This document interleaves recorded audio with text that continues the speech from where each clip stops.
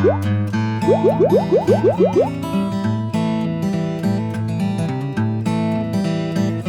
before, I was a corporate investigator. It's a very fancy term for, in a way, a corporate PI.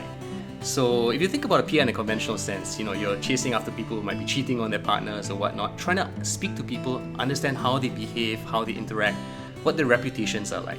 In a corporate sense, what I do is to help companies do the same thing. When they're getting through relationships with other companies, acquisition, dispute, or acquiring, or maybe doing business with another company, they need to understand their partner very, very well. My job used to be to actually help them figure out their partners.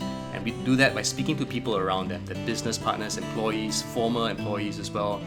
My job is to travel around different countries and understand how people interacted with these companies. We do that through speaking to people, but also through secondary research as well. We try to corroborate the different leads that we have. And I decided to move to UX research because I found that I was looking at these people, or the people that we're investigating, from just one single lens. People are complicated, right? And when you're looking at the naughty things that they were doing, we're not doing them justice. We want to look at them in their entirety.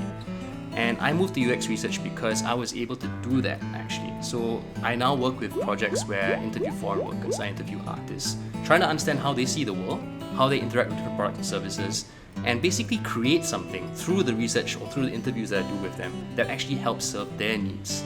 I find a lot of reward in mixing and matching different methods. I observe them in the wild. I also speak to them face to face. I also kind of give them something to use and see how they play around with it and see what their problems are. That is something that gives me a lot of personal reward because I can see how they think and act in a much more broader sense than just the things that they are doing specifically. So that is why I'm a UX researcher.